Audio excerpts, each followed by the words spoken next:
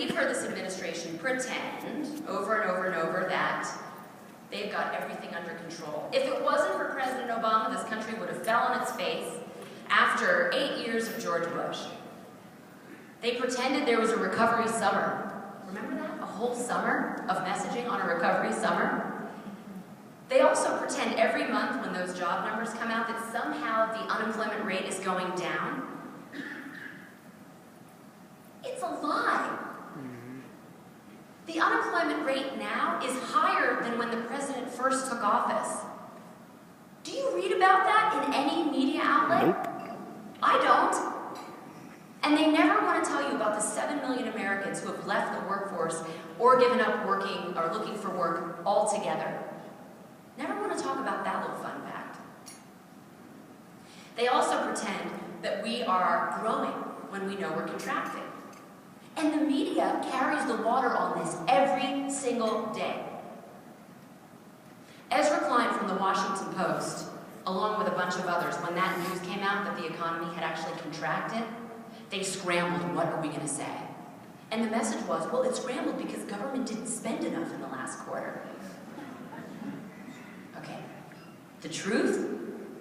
Government spent more in the fourth quarter than it did in quarters 1, 2, and 3. Let's pretend that didn't happen. Let's also pretend that we don't have underemployment at 22%, meaning that the lawyer or the master's degree student isn't working at the Blockbuster Video or the movie theater. And let's pretend that youth employment isn't 16%, and that African American employment isn't 25%. Right? Startling numbers, actually, sorry, I switched them. 16 for African Americans, 25% for young people. That's on par with France. And if you've been to France, it's lovely. Great wine, wonderful cheese, excellent bread, terrible economy. And perhaps the biggest example of let's play pretend, and the most dangerous, and the thing that no one wants to talk about, and the issue that almost made me reach over and just strangle Bob yesterday.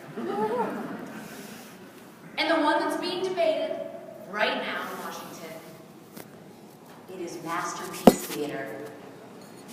It is our debt. If you remember in 2008, Jay Leno had President Obama. Obama loves to do the talk circuit at night. They love to do non-serious interviews. They love to take the softball questions, entertainment tonight. And Jay Leno served up what was one of the biggest softballs I've ever seen. And he asked the president, he didn't want to ask